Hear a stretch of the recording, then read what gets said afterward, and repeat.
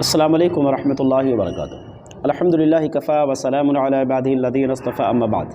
معزز ناظرین، کسی بھائی کا سوال ہے کہ مردے جمعرات کے دن اپنی اپنی قبروں سے نکل کر اپنے اپنے گھروں کو واپس آتے ہیں۔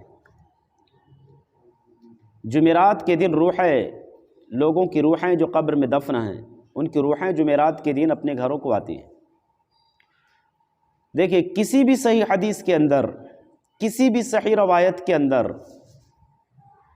ایسا کوئی ثبوت نہیں ہے کہ لوگوں کی روحیں جمعرات کے دن اپنے اپنے گھروں کو واپس آتی ہے۔ ایسا لگا کہ کہیں سیر و تفریح کے لیے گئے ہوئے، کہیں مارکیٹنگ کے لیے گئے اور جمعرات واپس آتے۔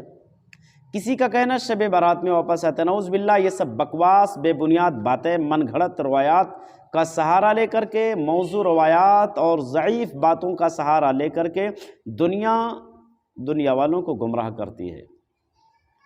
اللہ کے نبی جناب محمد الرسول اللہ صلی اللہ علیہ وسلم کی سیرت سے، آپ صلی اللہ علیہ وسلم کے صحابہ کرام رضوان اللہ علیہم اجمعین کے کردار اور کریکٹر سے، آپ کے اعمال سے ایسا کوئی ثبوت موجود نہیں ہے جس سے یہ ثابت کیا جا سکے کہ جمعرات کے دن یا شب برات میں مردوں کی روحیں جو ہیں گھروں کو واپس آتی ہیں۔ یاد رکھنا، جو بھی اس دنیا کے اندر مرا آیا اور اس کو مرنا ہے، مرنے کے بعد ہر شخص کو قبر میں دفن کیا جاتا ہے۔ ہر شخص کو برزخی زندگی سے گزرنا پڑتا ہے۔ برزخی زندگی میں جانے کے بعد کسی کی روح اس دنیا میں واپس نہیں آتی ہے، چاہے وہ نیک روحیں ہوں یا بد روحیں ہوں۔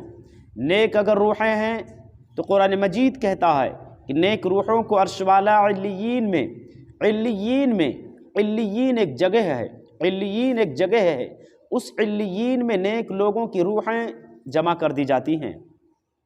قیامت کے دن ہی ان کو دوبارہ اٹھایا جائے گا، اس سے پہلے کبھی بھی ان کو اٹھنے کی، آنے کی اتھارٹی نہیں ہے۔ آپ نے بڑی پیاری حدیث سنی ہوگی کہ جب نیک لوگوں کی وفات ہوتی ہے، اس کے بعد میں قبر میں دفن کیے جاتے ہیں، فرشتے آتے ہیں، ان سے سوال و جواب ہوتا ہے۔ سوال و جواب کے بعد میں فرشتے ان سے کہتے نم کنومۃ العروس، اس دلہن کی طرح سے سو جاؤ جس کو اس کے شوہر کے علاوہ کوئی جگا نہیں سکتا، لہٰذا اب تم کو تمہارا رب ہی قیامت کے دن جگائے گا۔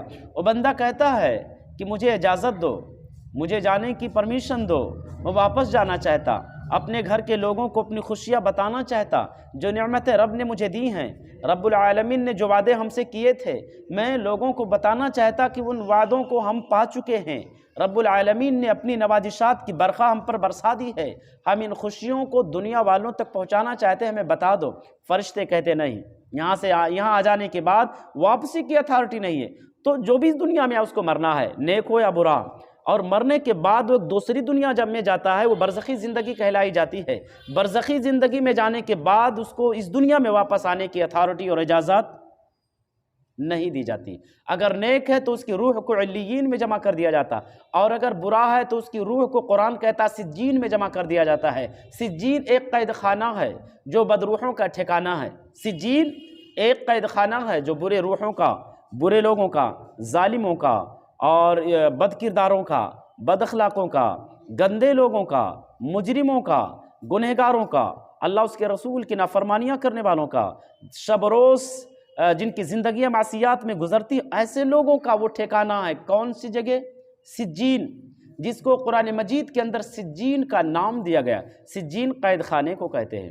بہرحال خلاصہ کلام یہ ہے کہ کسی کی روح، چاہے وہ نیک ہوں یا بد ہوں، دنیا میں واپس نہیں آتی ہیں۔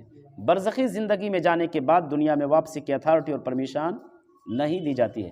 ہم اللہ سے یہی دعا کرتے ہیں کہ بار الہ ہم تمام مسلمانوں کو قرآن اور سنت کو صحیح طریقے سے سمجھنے کی اور قرآن و سنت کی روشنی میں زندگی گزارنے کی توفیق عنایت فرمائے۔ آمین۔ السلام علیکم ورحمۃ اللہ وبرکاتہ۔